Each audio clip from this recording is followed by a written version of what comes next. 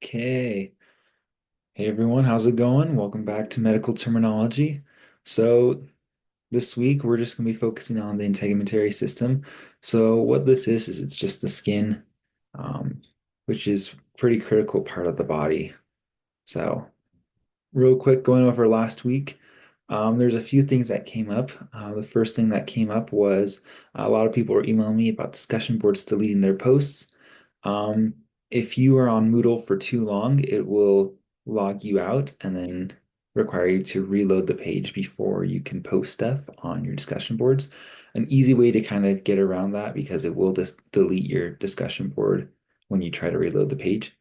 And so an easy way to get around that is to just type it up in your Word document, copy and paste, put it into your discussion board, and then hit submit. That way, if it deletes it on you, you still have the original copy.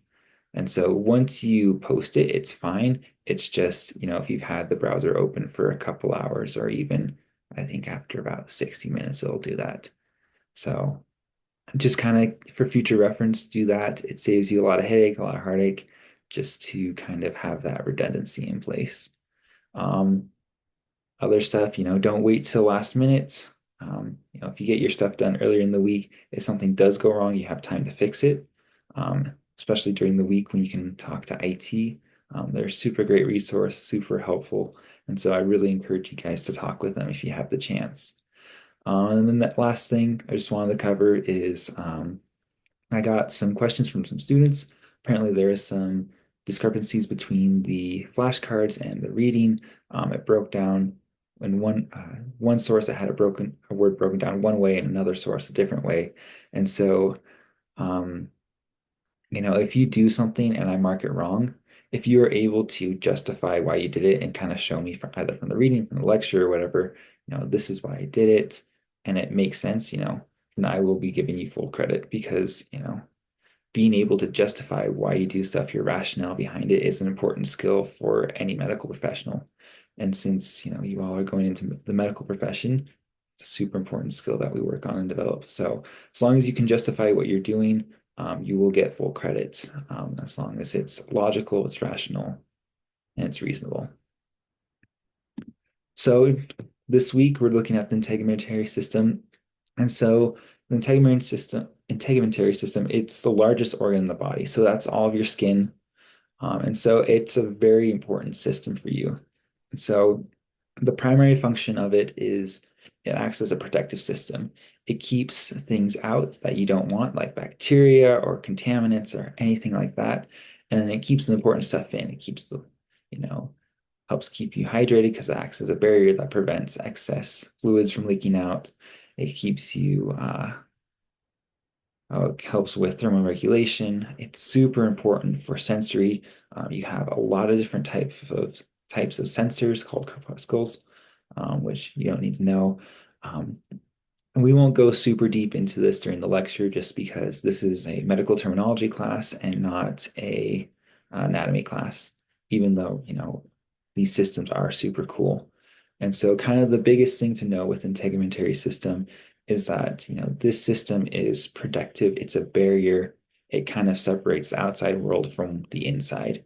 And so when you start getting damage to it, that's when we start seeing a lot of problems with kind of other systems because everything kind of has to keep up or work harder to keep up with that damage barrier. So, um, when looking at medical terminology words, there's a lot of stuff doing with like damage to this barrier.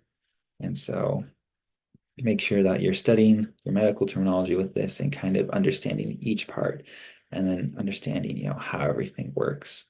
And so the integumentary system has a lot of layers. And so, the epidermis, the dermis, the papillary layer, reticular layer, and the hypodermis.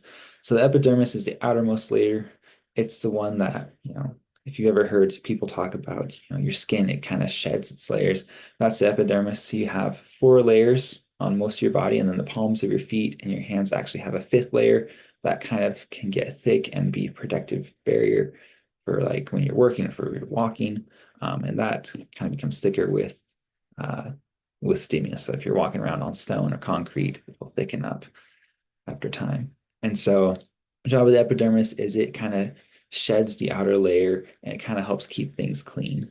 And so, if you have a gross bacteria that's cause a bad infection or whatever, that shedding of the layers kind of helps keep everything fresh and kind of reduces that infection. The dermis is where you get more of that sensory type stuff.